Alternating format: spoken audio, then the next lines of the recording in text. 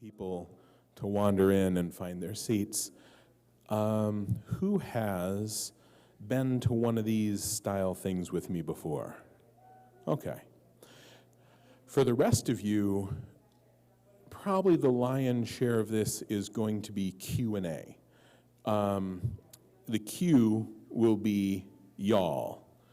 So this is your opportunity to think of your Q before I throw it open in a couple of minutes, and then you freeze with option paralysis, and you're like, oh, and then in an hour and a half, you're like, oh, now I have the perfect cue. So, this is your fair warning. By cue, I mean question, right? This is just so we're all on the same page. You'll have the opportunity to ask questions. I'm probably just gonna point and people can shout it out, and then I'll repeat it so everyone can hear it. And don't be worried about asking weird questions, because we're all friends here, and I think that will make for a much more entertaining hour. So, just give it a little think. And actually, I was expecting the trickle in to last a little longer, so I was going to say, feel free to talk amongst yourselves now. No? Okay, they're still coming in. So talk amongst yourselves now for another couple minutes.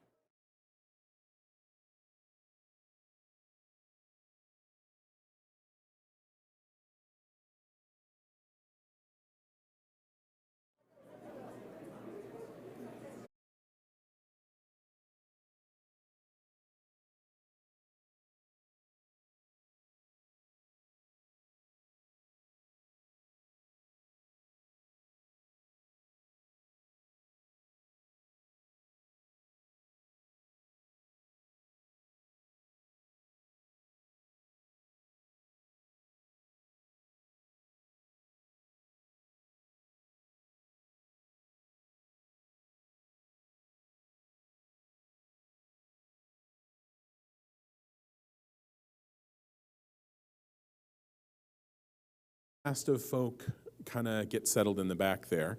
I will say, first off, thank you for coming. No. Oh, I like this. Let's have a really mellow time up here. I literally did get 40 minutes of sleep last night. So, we can have, kind of a nice, gentle talk here. But as soon as this starts going off the rails, it's going to go all the way off the rails. Because, just caffeine is okay. You get kind of a lively Rothfuss there. Just, some sleep deprived is okay. You get a little bit of a weird Rothfuss there. But, real sleep deprived plus the caffeine. And then I start to get, a little bit riled. And who watches my streams on Twitch? Anybody? Yeah, so you guys might have a clue as to what happens then.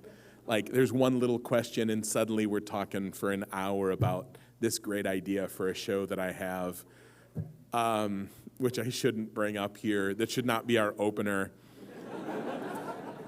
But it was yesterday. I do live streaming for the charity fundraiser that I do every year. And so it's 3 hours of streaming every day that I can manage it. And in this particular case, somebody asked a question. And so for an hour, I talked about how it would be great if we had a show that was like America's Got Talent, but with sex. And my assistant was there to like help start off the stream because we give away prizes and stuff and encourage people to donate. And she's like, no, that's not a good idea. I'm like, but it is a good idea. But it is a good idea, like, because, and here's who the judges would be. And then somebody would ask another question in the chat. I'm like, no, wait, I've got a way better idea. Here's how we can make this show work.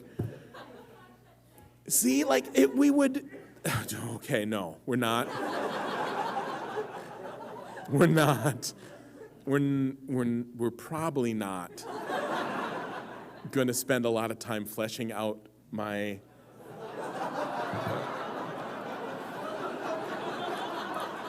I haven't even started yet, folks.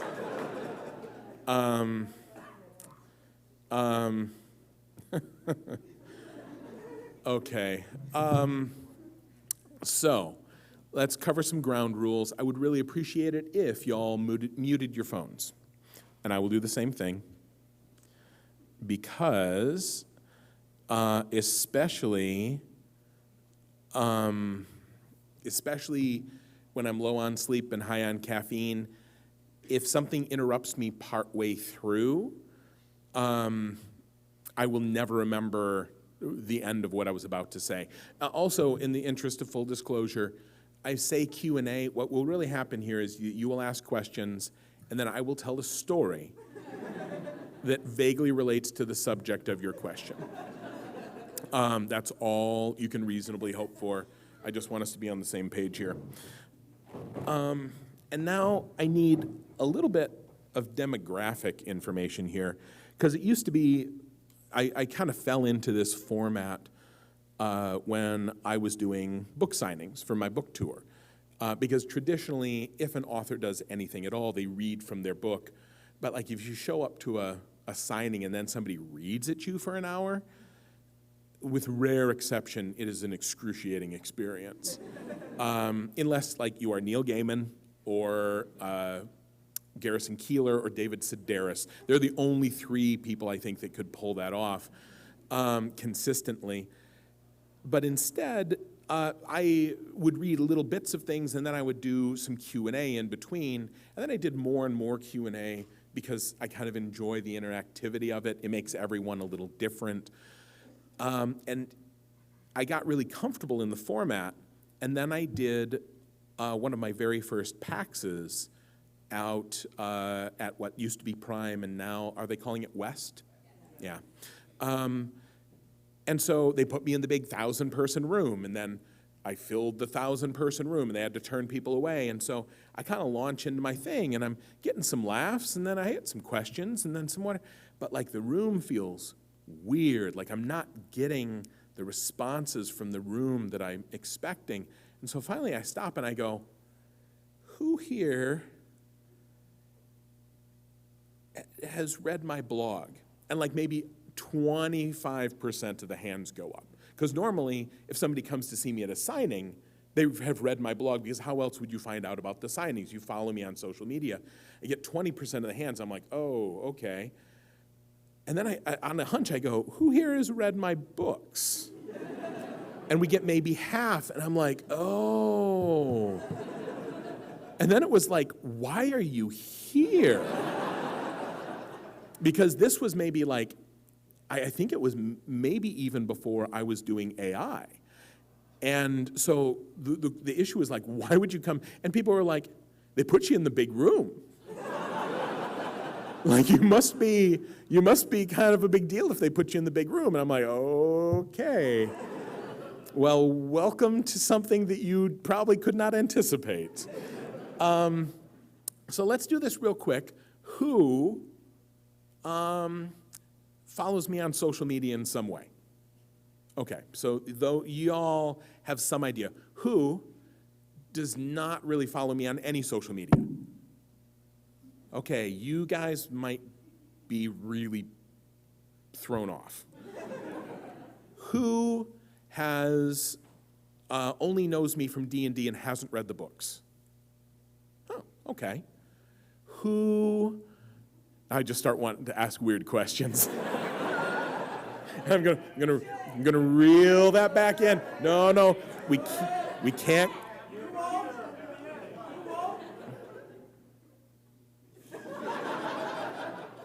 Used to be a teacher, and I am also a father. And so if we have mutinous tendencies among the audience, I will bring the hammer down. Because we're gonna have a nice mellow night here. I've got my radio DJ voice on. I'm gonna snuggle up to the microphone. We're just gonna have smooth jazz with Patrick Rothfuss.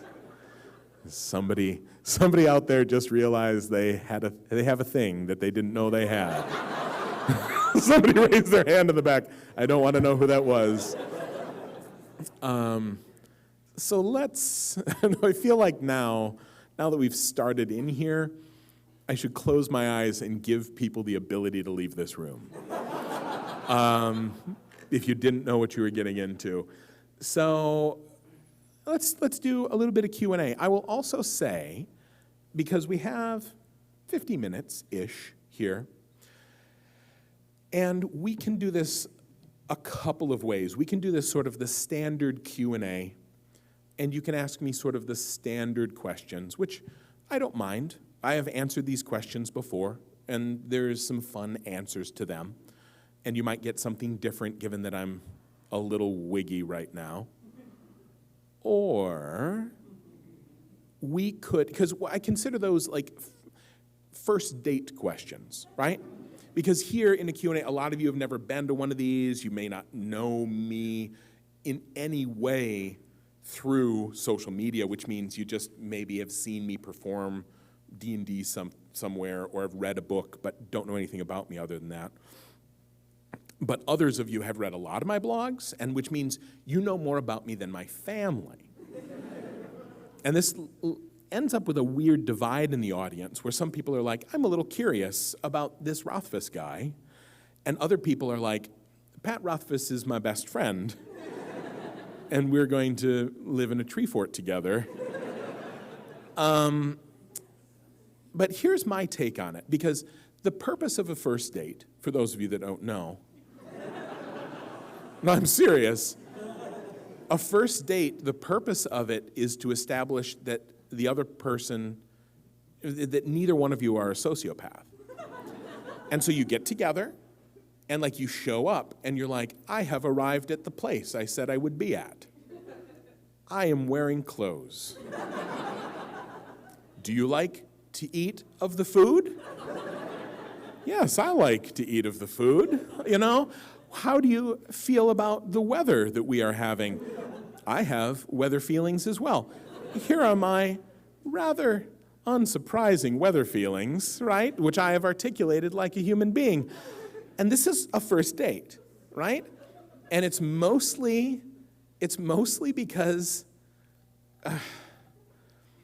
some of us maybe are not great human beings. So there's a screening process. So it's like, just let's do this in a public place so that I can go to the bathroom and never come back, right? We could do that here. Or, because the really great conversations you have, that never happens on a first date. It happens like on the 7th date. Or rarely, like you meet a person or two, and then you go, like it gets late and it gets dark, and maybe you're outside in a park, and then it's like suddenly you're talking about some weird stuff. Who's had those conversations in their life? Those are the conversations that make life really worthwhile. There's something about late night and the dark that changes the way we think and interact with each other. It changes the sort of conversation that occurs. There's a large difference between daytime logic and nighttime logic. in my humble opinion. So we can choose to do first date Q&A, which is, let me throw out some of them. Where do you get your ideas? When did you decide to be a writer? What inspires you? Now, and these are fine questions, and I understand the desire to know the answers, but honestly, like if you're really curious, there's a new thing called Google. And I have written like 600 blogs and done probably at least 100 or 200 interviews. I've live streamed and done writing Q&As. Most of the basic stuff is super covered. We could here, not as friends, right? Because it's an easy mistake to make if you have read 200 of my blogs and then my books 18 times, to assume that we're friends. But it is very reasonable because, like, here's what happened. And not to put this on you, like, you're weird if you think we're friends. You're normal if you think we're friends because our brains did not evolve to live in this sort of society. Who's seen Dr. Horrible's sing-along blog? Of course you have. It's the best. When it came out, I watched and listened to it almost incessantly.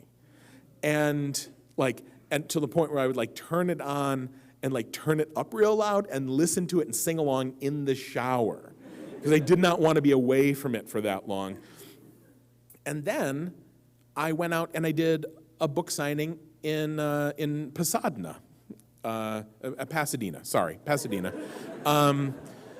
And Felicia Day showed up because that was like maybe a year or two into me being published. So I was published author Pat Rothfuss, but I was not international best-selling man of mystery Patrick Rothfuss.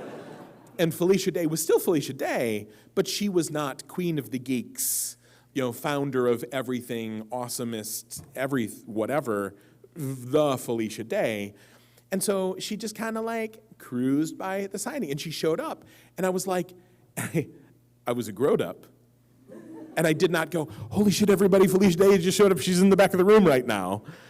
And instead, I kind of kept my act together, and then she came up afterwards, and she was like, why didn't you tell me you were going to be around? And I'm like, well, because you're cool, and I'm not.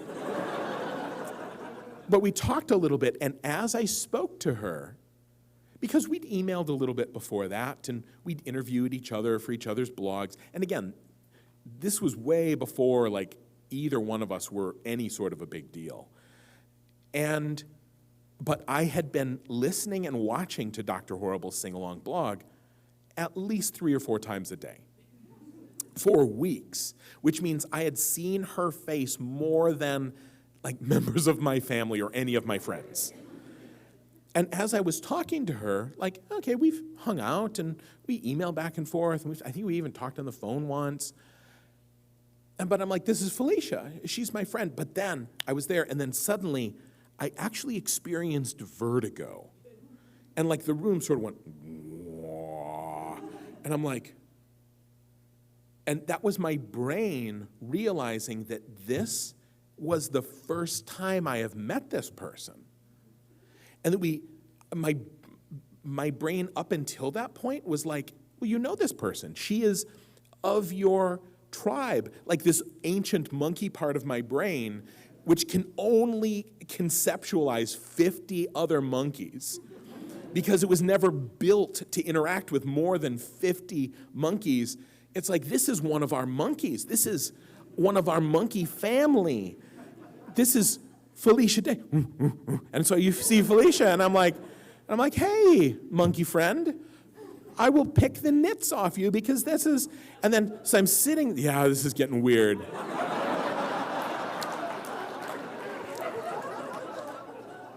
I would like to really clarify that I in no way picked nits off Felicia Day.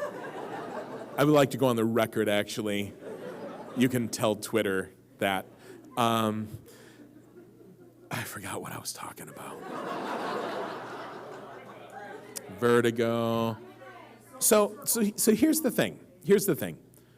we can be friendly. It's better for you to think of the people you know this way. For me, you can think of me as we have a friend in common. And we are of the same tribe, like the tribe of geeks. The friend we have in common, if you've read the books, is my books. Like, I like the books, and you like the books. That's a friend we have in common, but we haven't met yet. It's a really good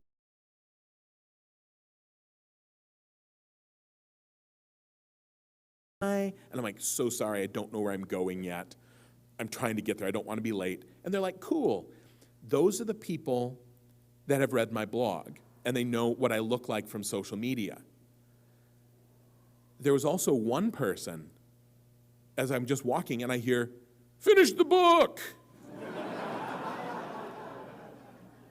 And I'm like, really? So I stopped and I went back to talk to him. And just, here's a rule of thumb for everyone, in case you were wondering. If you ever consider yelling anything out of a car window or across a convention hall or on a sidewalk, you have left the path of wisdom. And I'm not saying it's like, ha, you know, Daddy Rothfuss is angry at this guy.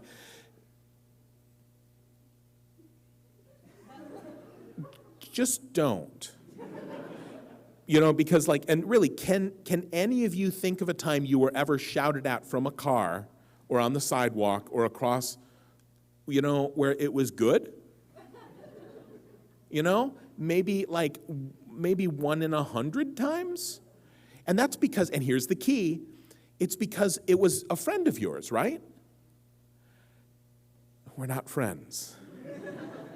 You know, and I love and cherish and appreciate and value y'all, but as soon as I think that we're friends, I make a bunch of mistakes socially, like dangerous mistakes. And it can go both ways. This is kind of a weird conversational cul-de-sac we've ended up in. So the moral of the story is, we're not friends. That's a weird note to end on. There should be a different word for what we are, because, I don't know, I still love you. I still feel affection towards you. We're friends with benefits. Guys, have I told you I have this great idea for a show?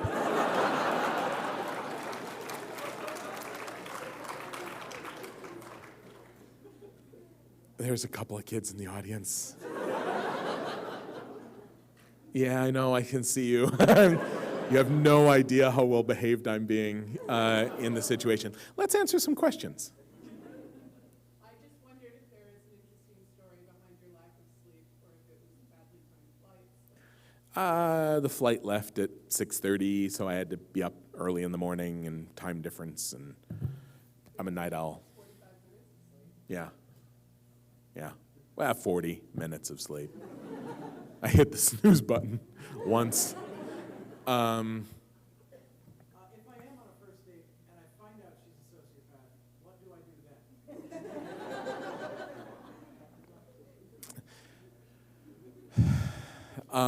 then? The question is, if you are on a first date and you find out they're a sociopath.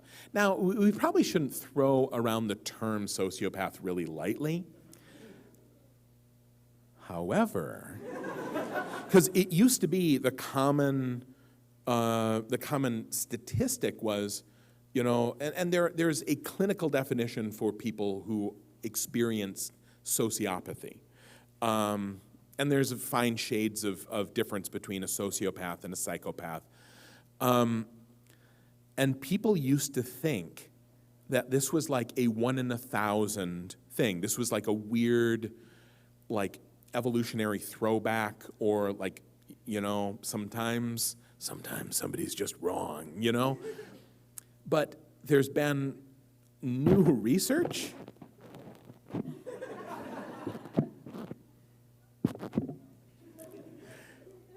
that show they started scanning people's brains, which they can do much more easily these days, and they found out that there's a fundamental difference in sociopaths' brains and regular people's brains. And what it is, who knows about this, right? oh, this is fascinating, right? What it is, the key to sociopathy is that you lack empathy and you cannot understand people as people. And instead you think of people as objects. And this is not a on-off scenario. Empathy is a large sliding scale.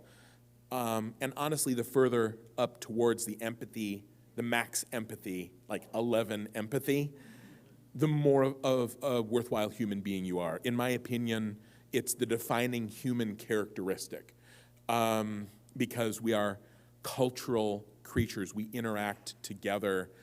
And if you lack empathy, you cannot do that in healthy ways. Also, little sidebar, do you know the one thing that if you do it, you learn more empathy? Reading books. Reading novels, specifically. Because it's the one art form where you don't just get in somebody's shoes, you get in someone's brain. And they've tried empathy training in a bunch of different ways because it's super important so we don't all kill and eat each other. You know, like you can trace most of our profound societal ills right now to lack of empathy. It's easy, like level 1 empathy, let's put this in gamer terms, right? It's like, let's find a 40-ish beardy white dude. It's literally, oh my God, we really look like each other. Oh my, we do we look like each other a little bit? Here's what, people come up to me and they're like, my friend looks just like you. And I'm like, is it just a fucking white guy with a beard? And they're like, no, he really looks like you. And I'm like, it's just gonna be a white guy with a beard. And they're like, no, really. And they're like, Jared, come over. And it's just a guy. Just a guy with brown hair, and he's white, and he has a beard. And I'm like, we really don't all look the same, you know?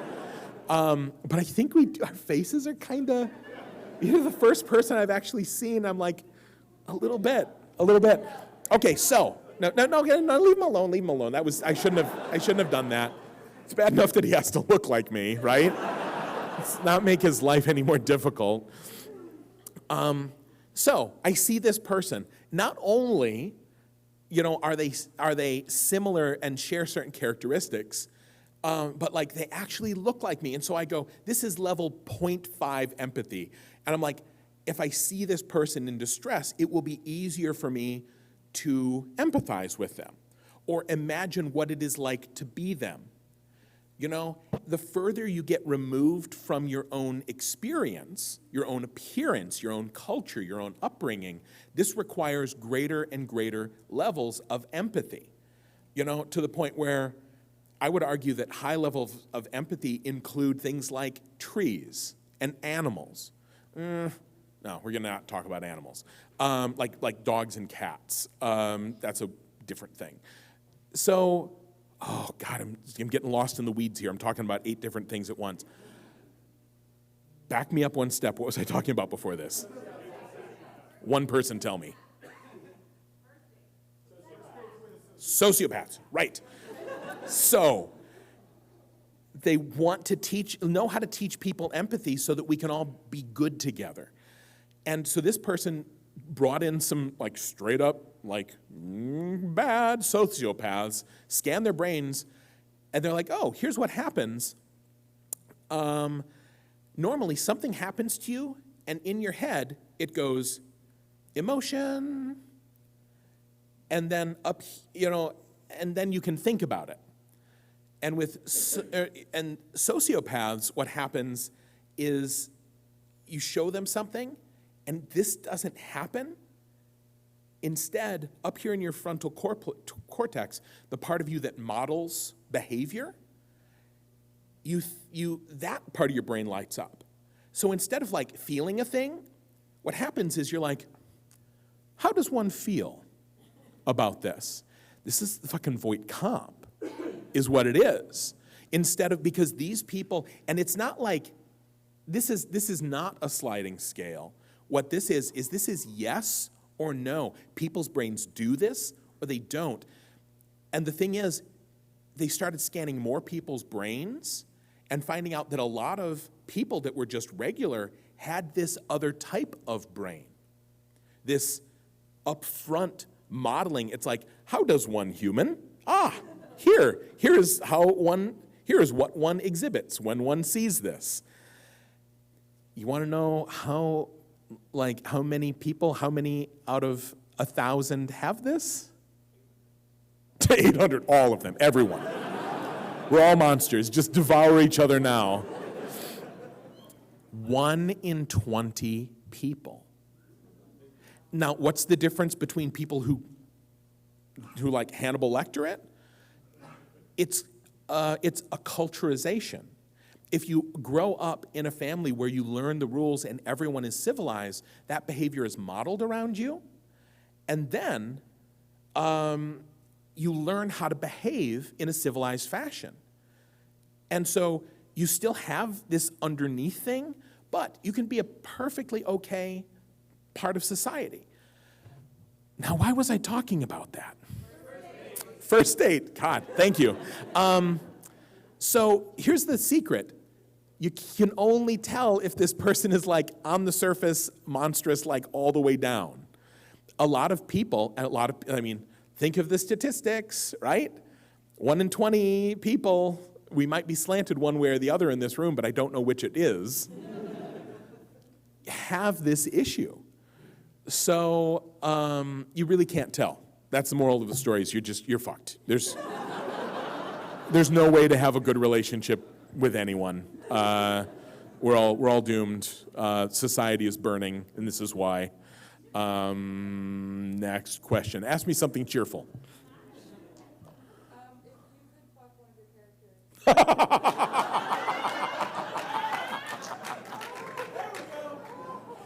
I was just in time because one of the children left. The question is, if I were under duress to choose to become physically intimate with one of my own characters, who would it be? Do I have to just pick one? A threesome. Oh, that opens up so many opportunities. And it has to be my characters. This is going to be the whole rest of the panel. We're going to talk about this. If it was any fictional character, then I would pick Willow and Evil Willow.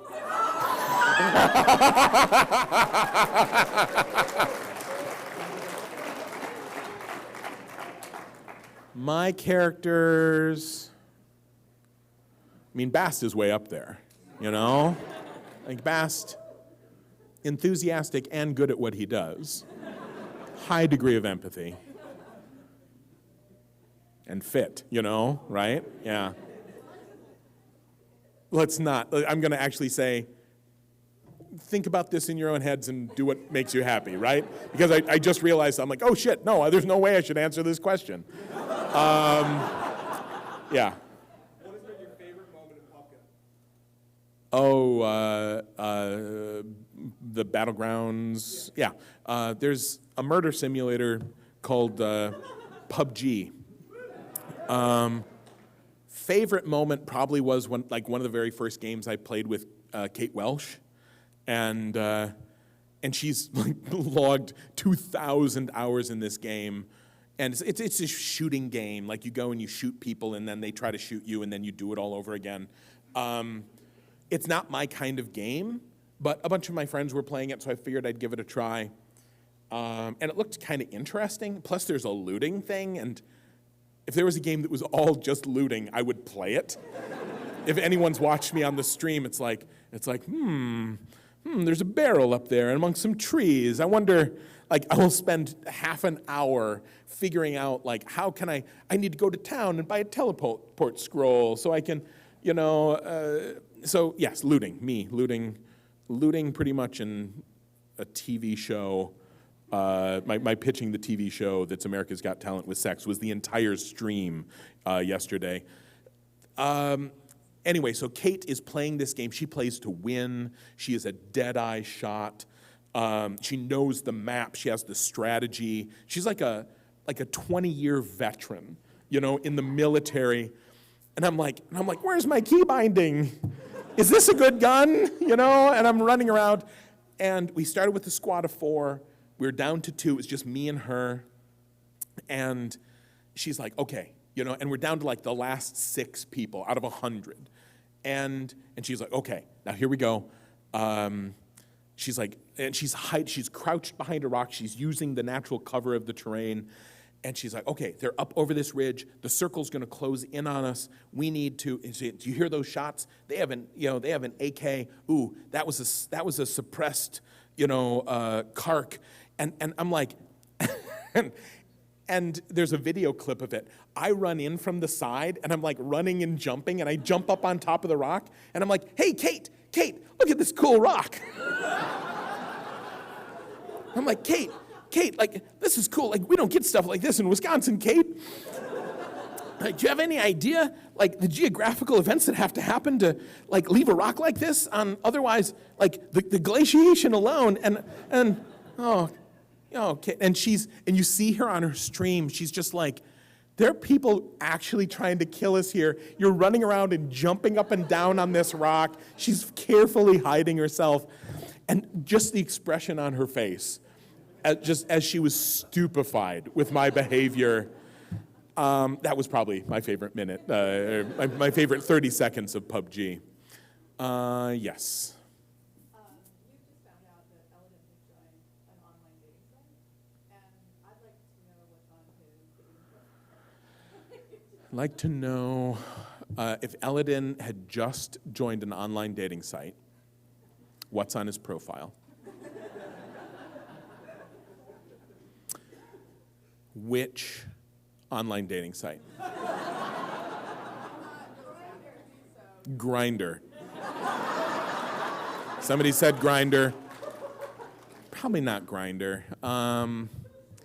Here's the problem is I have not explored that dark continent. Every once in a while, like I met somebody and they're like, you want to see, like I goof around on Tinder all the time. Look at these awesome profiles that I've saved. And I'm like, this is pretty fun. I'm like, I want to get on Tinder and look at people's cool pictures. Oh, no, wait. Yeah, no, I should not do that for a bunch of reasons. And so, but like, aside from seeing Tinder for like 15 minutes that one time when this person showed it to me and I was drunk in a bar, I don't know what happens on these things. I don't. Maybe you're familiar with like the old style singles ads in. Oh yeah, like there used to be a thing called newspaper, and then you would call in and say, hey, in the newspaper. I actually took out a personals ad once because I dropped out of college. One of the times I dropped out of college, I ended up at home and all my friends were up in college. And I'm like, I want people to game with. That's how you make friends. And all my high school people had left. All my college people were at college, and I had no one to hang out with. But you make friends by playing D&D with them, right? And so, again, this was pretty much before the internet. So I'm like, I'm going to take out a personals ad in the local paper to look for people to play games with. But they charge you by the character. And I was super poor. So here's my personals ad. Experienced GM looking for players.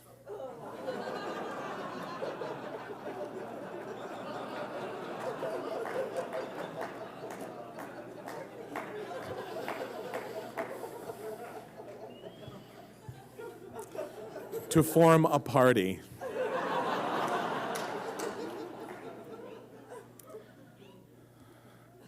So next question. Let's, green hair back there. Why didn't Pope just ask his family's patrons to be his patrons when he needed them? That's a fair question.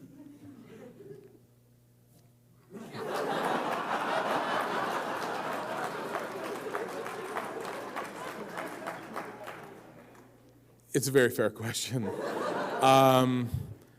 However, you should probably not assume that he didn't think of it. You know, because growth isn't dumb. Or at least he's not dumb in that way. Yes. Before I got married and had 4 kids. No, not you. She went like this. Yeah. It's a mom, but what is, I'm going to say her name wrong, Ari? Is it Ari? I can say it either way sometimes, depending on my mood. It's either Ari or Ari. Ari. Ari. Ari. I'm so sorry. I'm not behaving well, please. What is her favorite plant, and what is the plant that you really associate with her? And the reason for this is I'm trying to get a tattoo, and all my tattoos are botanical names. So the stakes are high, is what you're saying. That I shouldn't just throw out some bullshit answer here to get a cheap laugh from the audience. Or you show up with it's just like rhubarb. And I'm like, oh no, oh no.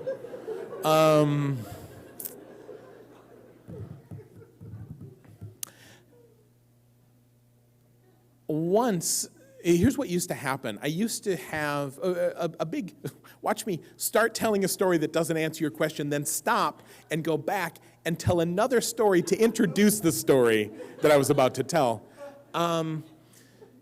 Back when I started doing events, nobody would show up. You know, I would do a signing, and I would get 3 people, or I would get 10 people maybe, and this is over the course of an hour or 2. And then it got to the point where maybe 20 or 30 people would show up, or 40 people. And that was cool because I could talk for a little bit, and then we would do the signing, and it was like every book was an adventure, like a magical new experience. I'd say, what would you like in your book? Is this to you? Oh, it's to your sister. What's she like? Does she have a favorite character? I'll put a quote in the book. Just like goofing off, because with 20 or 30 people, you can do that. You can take 5 minutes a book, and you get to go home in an hour. But then 600 people show up at your book signing in Seattle. And you super can't do that anymore. But what used to happen is I would start to talk with people more and more before the signing.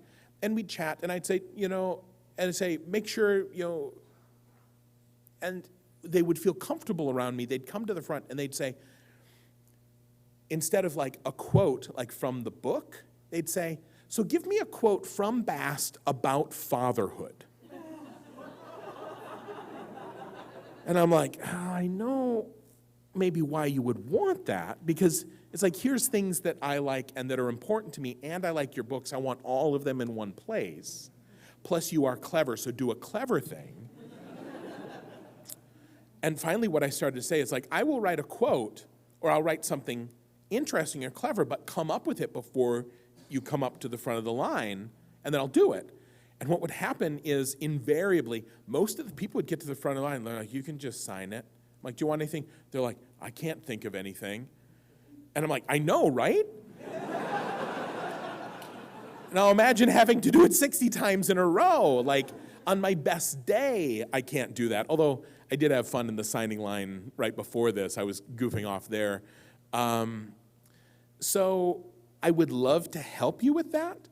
And there are some characters that I would know what flower or herbaceous plant they might associate with.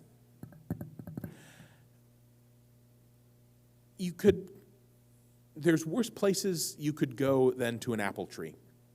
That's sort of established in part of her iconography at this point. Yeah, you could do worse than that. But I'm just saying, I wish I could say, oh yes, the Clytemnestra plant. I don't know if that is a plant. That sounds like a disease now that I'm thinking of it. What's that? Yeah, that plant. Now the guy who thought it was him, but it wasn't him, but now it's him. Before I got married to my wife and I had 4 kids, I used to be a musician all through your books. It's so much music, and I'm just dying to know just tidbits of what, in your mind, Lotus family liking comes closest to in our world.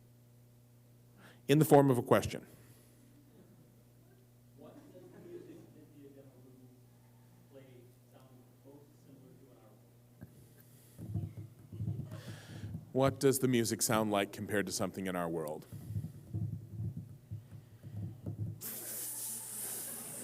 Fuck, I really don't know. Now here's part of it, right? And this actually ties into my writing style for the people that are like, oh, I don't want to ask writing questions because Pat sort of made fun of some, baseline writing questions before, which isn't true. You can, by all means, ask me writing questions. I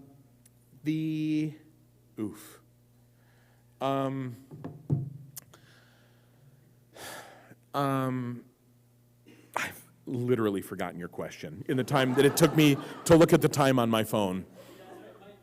No, the music. I got it. No, wait, I got it. No, you gotta stop. Or I'll forget the question again. I wasn't joking about having 40 minutes of sleep last night. I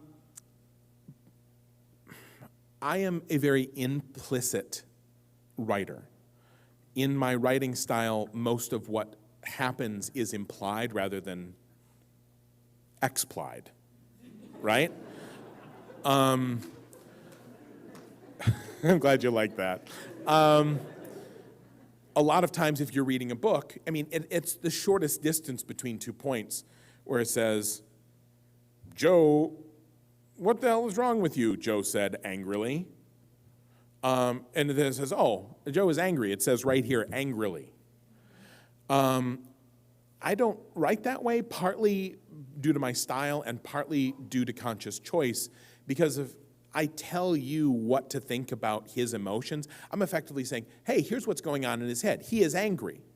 But I want you to figure out that he's angry because of how he acts.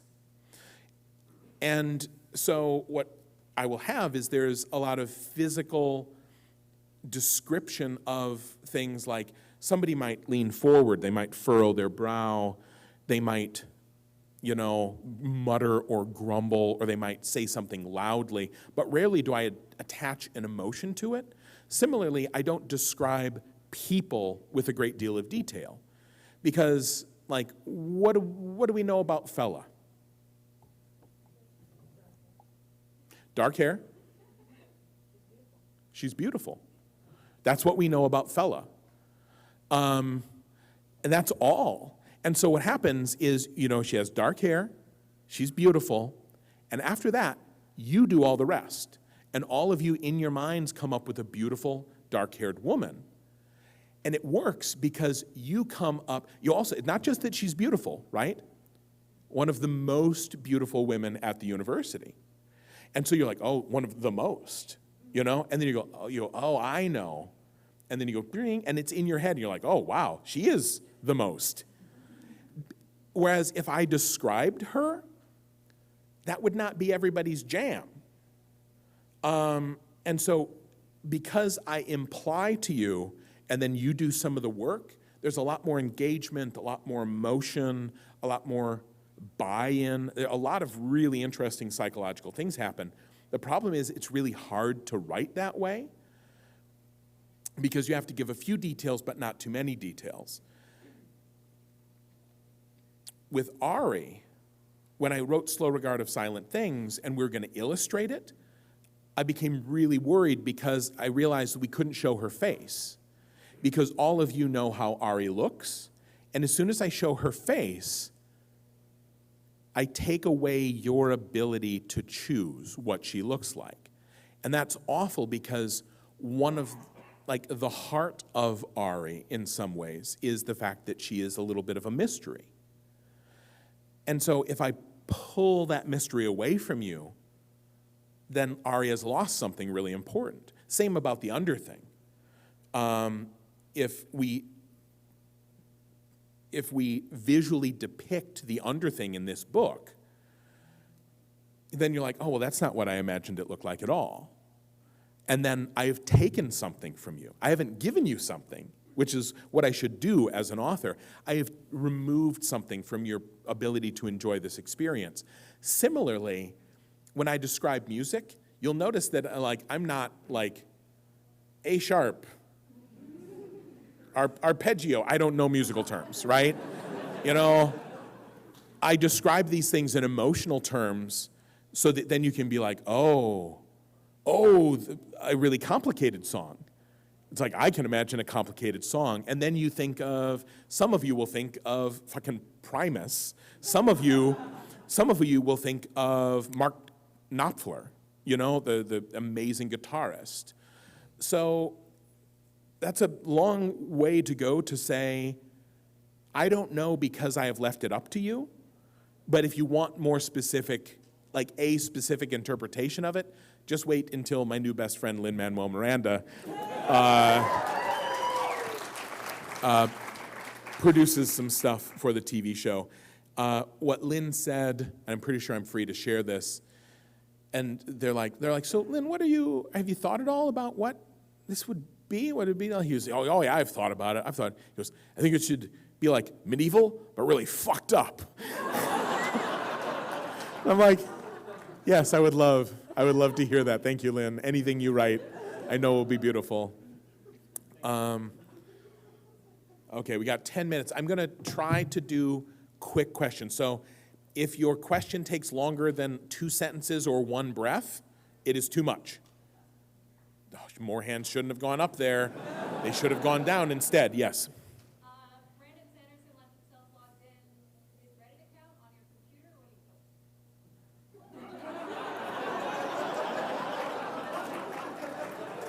post. Question is, Brandon Sanderson's accidentally left his logon to Reddit open.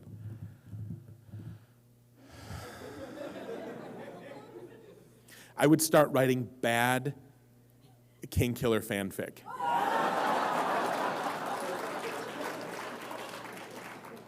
Yes. My husband wants to know why I'm such a nerd. He's so awesome. I got him into tabletop role playing, and he stayed on that. Is currently at home for 2 This is more than 2 sentences.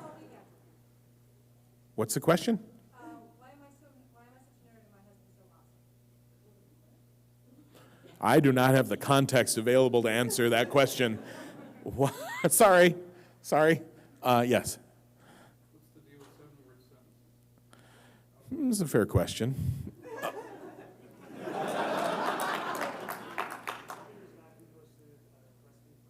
Yeah. Yeah, I did. I posted up a recipe for metheglin that I invented way back in the day, although it was referred to by my friends as mindbender mead. And in the recipe, which I copied diligently out of my mead recipe book, it was 2 pinches of brown flaky stuff. In the comment section of the blog, and this was what's really impressive, in the blog, somebody goes, "Do you mean Pau de Arco?" And I'm like, "Yeah, that's it." So, yeah, that's what it is. I don't have no idea how they got there from that. Yes. The Great Stone Road goes off the edge of the world. Where does it go? It doesn't go off the edge of the world. It goes off the edge of the map. And that map is created by specific people for specific reasons. There's so many hands. You. When was the last time you were clean shaven? About 15 years ago when I was on a parade float in drag.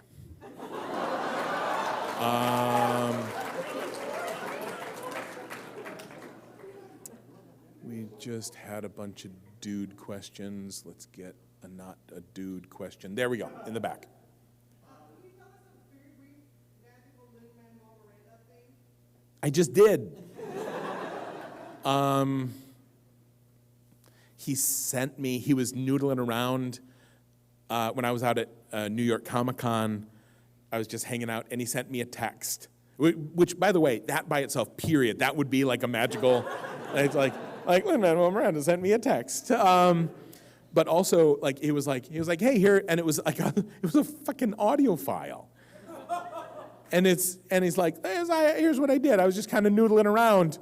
And I'm like, oh, and like had to like kind of calm my shit down before I could listen to it. And I got a friend, and I'm like, hey, do you want to come and listen to this? I don't want to be alone when I, you know? And so that was pretty cool.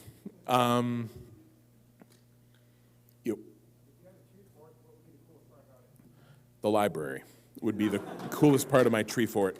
But also we would play board games there. Yes. Oh, I would, but I might be double booked after the show. The question was, would I like to come and have a beer with them? Actually, not the beer, because I don't drink much or well, as a rule. But I used to hang out with folks after signings and events. It's become increasingly untenable for scaling reasons. With glasses and blonde hair? Do I consider any of my characters atypical? Atypical in a certain way? Okay, so neurologically atypical.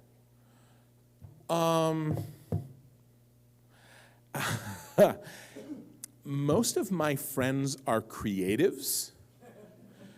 And creatives, if you didn't know, like statistically, we're a hot mess. Like statistically, I think we're like 6 times more likely to have mood disorders, and like 10 times more likely, writers specifically are like 10 times more likely to kill ourselves. Like a lot of creatives, most of the people I know and admire are dealing with some sort of, if not clinically diagnosed thing, that generally accepted something, like bad wiring, effectively. And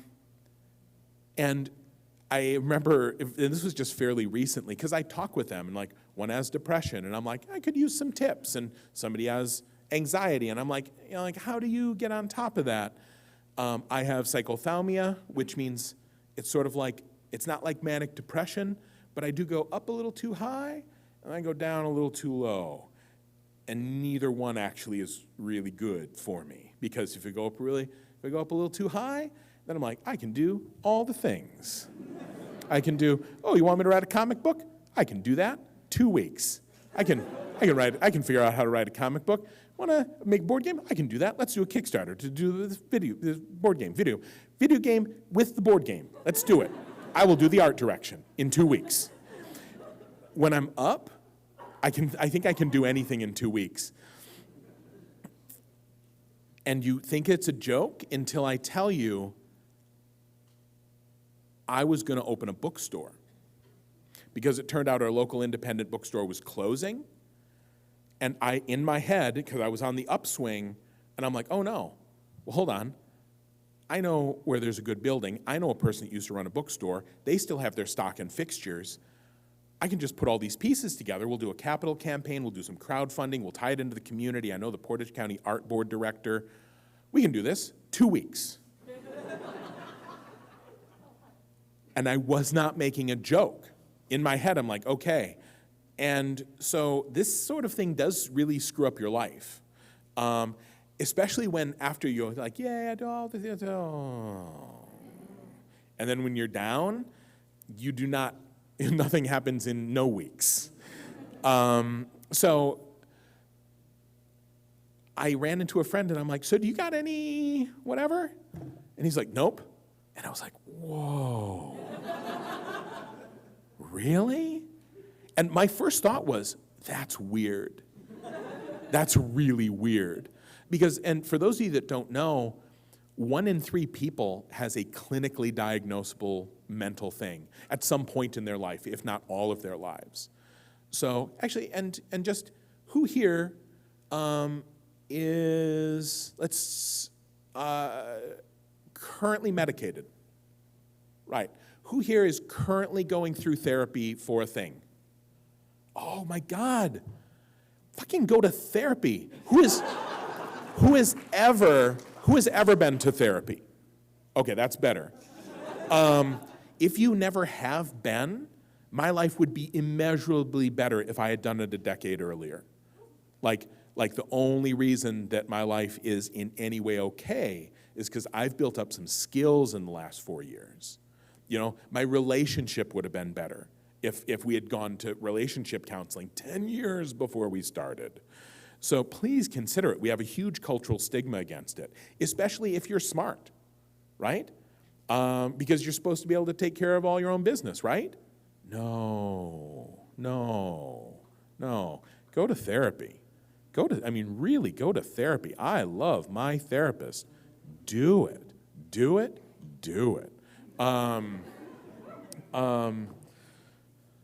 Or not. Okay, you look really excited. Can you settle a bet? Is a hot dog a sandwich? So there's a story. And this, what I am about to give you is a terrible gift. A terrible gift should be the name of my, the title of my autobiography. There's the story of a group of philosophers who were at a university, teaching at a university, pretty prestigious university, back when we funded universities. And I'm just going to finish this. He held up the sign saying, "Shut up." And they were all going out camping for some reason, team building, whatever. And so all the philosophers go out, and this is a big philosophy department. And one of the philosophers wandered away and came back, and everyone's having a huge fight. And he was like, "What's going on?" And apparently what had happened is, you know when you see a squirrel and you try to see the squirrel, but the squirrel is on the tree, and so you keep moving, and the squirrel follows you, but on the other side of the tree? So apparently, what they had been fighting about for half an hour is whether or not this philosopher had gone around the squirrel. And there were two camps. One saying, yes, he had, and no, he had not. The philosopher who was gone and came back, he was a semantician, somebody who studies semantics, like what words mean and how meanings do. And he goes, if by make a circle around, you mean, was he to the north, to the east, the south, and the west of the squirrel, then the answer is yes. He goes, if by, go around, you mean, did he describe a perfect, like consistently radiused circle around the squirrel, then the answer is no. Which answers the question, It's like you can no longer have a fight because, if you mean this, then this is what it means. If you mean this, this is what it means. So the question was, is a hot dog a sandwich? Well, if you believe that a sandwich is definition, then either yes or no. The reason this is a terrible gift is it destroys this fun argument you can have. And similarly, but also it can short circuit a lot of bullshit in your life. Because what happened is, don't worry, I will be done in a moment. What happened was he came back, he said that, and it settled the argument, and apparently they had a miserable time for the whole rest of the trip. Because you like arguing about things sometimes, so use this knowledge with a little bit of wisdom, right? Don't just destroy arguments, because sometimes it's fun to bicker about inconsequential things. We are at time. I really appreciate y'all coming out. And thank you so much for being lovely people.